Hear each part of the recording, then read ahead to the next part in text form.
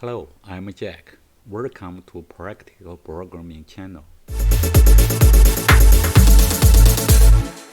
In this video series, you will learn everything you need to get started with WebGPU Graphics Programming. In the last video, I explained how to build a 3D clone with lighting effect.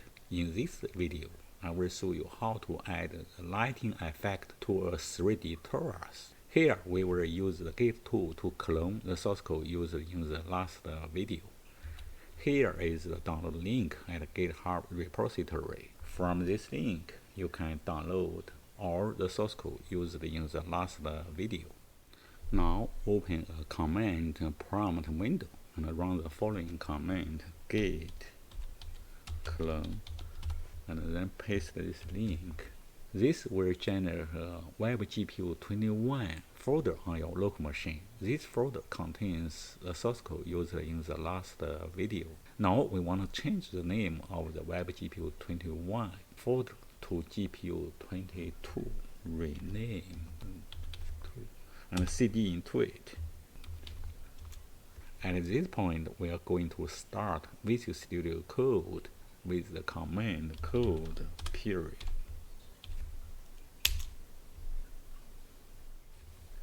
This is Visual Studio Code interface. Okay, we can close this welcome page. Now, here contains all the source code used in the last video.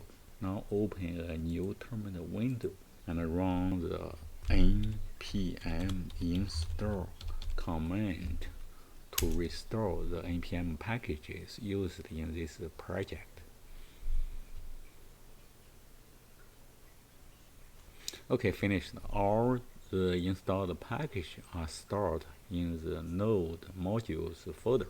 As discussed previously, in order to add the lighting effect to a 3D object, we have to know the normal vector at each vertex on the surface of that 3D object. Now let's add the normal vector data to the vertex data of our torus. From the src folder, open the vertex data.ts file. Here we need to add a new function called torus data here. Here is the code for this new function. In order to create a torus shape, we need to divide its surface using the tube ring and torus ring as shown here to form the surface grid. The unit cell for this torus is quadrilateral with 4 vertices here. We can divide this quadrilateral into 2 triangles, A, B, C, C, D, A. Here, we will use the parametric equations to calculate the position on the torus surface by calling the torus position function from the mathfunc.ts file.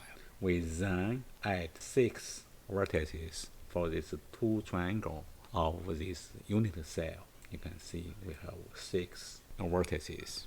As we discussed previously, the normal vector for this quadrilateral can be calculated using the cross products of the 2 diagonal lines as shown here. You can see P2, P0, this line, P2, P0, and P3, P1, P3, P1, these 2 cross lines. Then we normalize this cross product, so we get this normal vector for this quadrilateral shape. You can see here, we first get CA and DB, then get a cross product CP. Next, we normalize this CP cross product, then get the normal vector. So for the 6 vertices, they have the same normal vector, that is CP. This function torus data returns 2 variables. One is vertex data, another is normal data. Now we can save this file and close it. Next, we need to make some changes to the index.html file. From the drst folder, open this file. We need to make a change to 22b because this is a 20-second video series. We also need to change the clone here to Torus.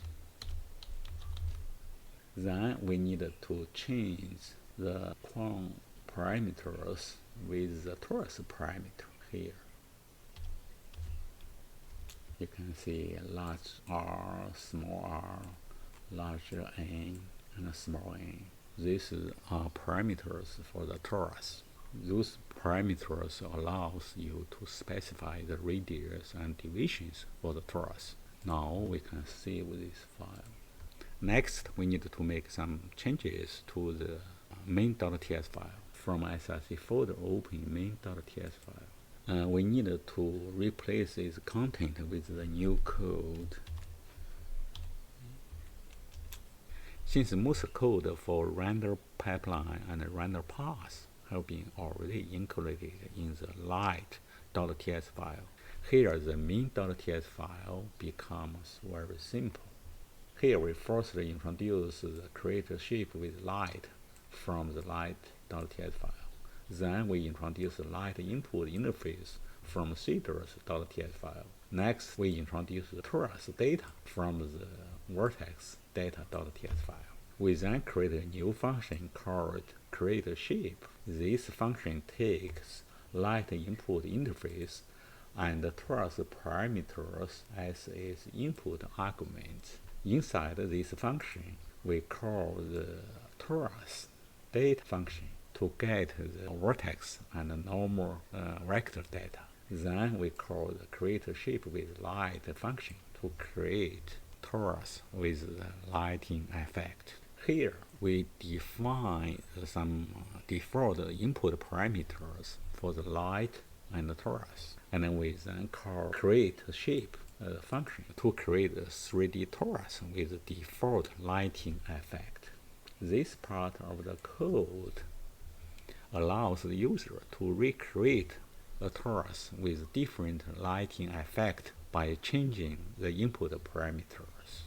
Now we finished the modification to the main.ts file. We can save it. Up to now, we have finished all the programming. We can run the following command on the terminal window. npm run prod to bound our TypeScript file. Okay, the bound file is created successfully.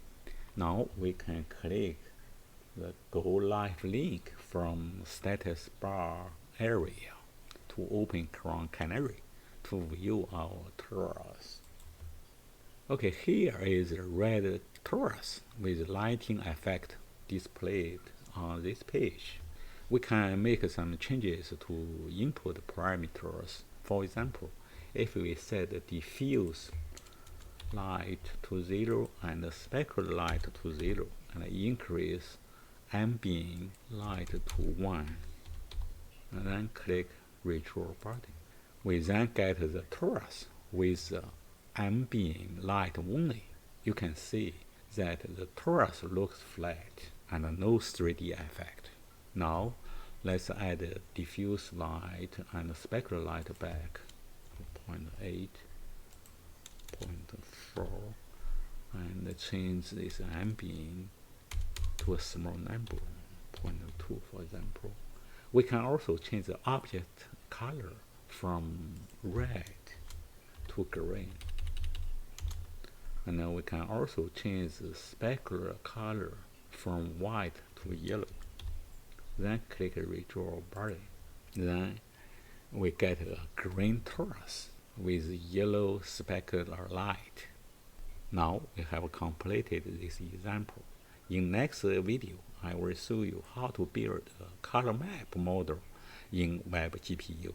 Most examples presented in this video series are based on my recently published book, Practical WebGPU Graphics. From this link, drsu.net.com, you can see the details about this book. I have created a GitHub repository to host the source code used in this video series. From this link, you can download the source code used in this video series. I also created a live demo at this link. This demo shows the live results by running the example projects presented in this video series. I will end this video here. See you next time. Bye.